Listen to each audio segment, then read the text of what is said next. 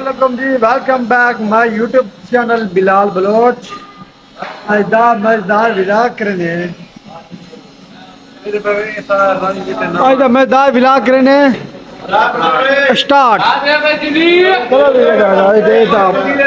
पतीले चाहिए मैंने यार हाँ मामा इतने मेरे पे ये मोटा साहब पतीले लेके मैंने चेक करो देखो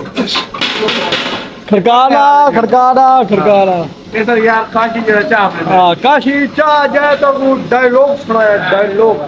अरे यार वीडियो बनाने को हाइक करना दिल नहीं करे मैं कोई चप्पल चप्पल मरे ले चप्पल चप्पल मार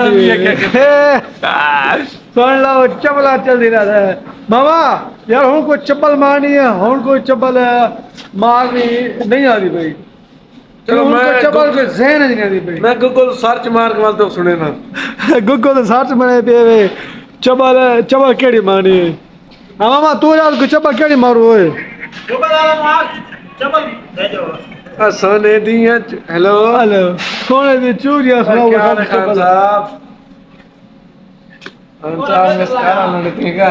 मैं आका तो चप्पल नहीं चप्पल सुना चप्पल अस्सलाम वालेकुम व्यूज कैसे हो ठीक ठाक हो तबीयत से ठीक है सारे भरावां ने सलाम थी गया जेड़े सारे चैनल देख रहे हैं सब नु सलाम मेरा ठीक है ये चौथी निवार है यार ये जेड़ा ना काम है फंक्शन है पे सारे को रंग रहने वदे हैं मौज मस्ती है भाई जबरदस्त वदे हैं तुसा सुनाओ कमेंट च दसो तुसा किस तरह वदे वे सारे कोई सारे लाइक करो जेड़े ना मेहरबानी करो सारे चैनल को सपोर्ट करो यार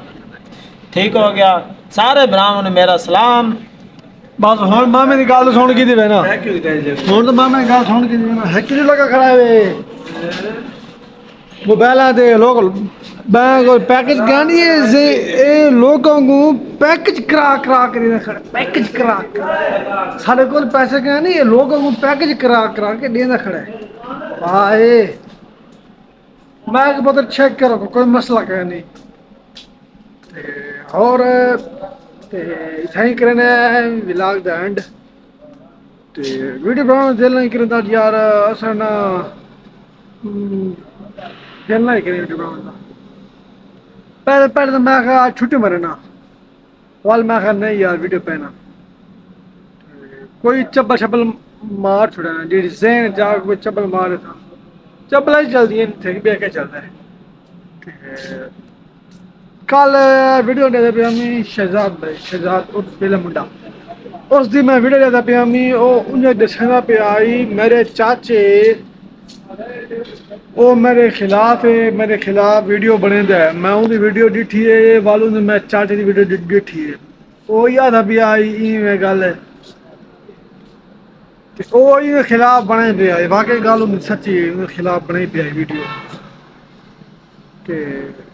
अल्लाह अल्लाह पाक हदायत देवे उनको यार उनके चाचू को हदायत देवे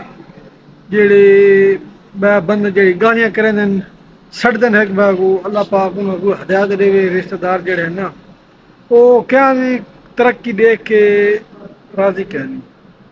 ठीक है वो पहली गाल तो सड़ते बड़े ते अल्लाह पाक उनको हया देवे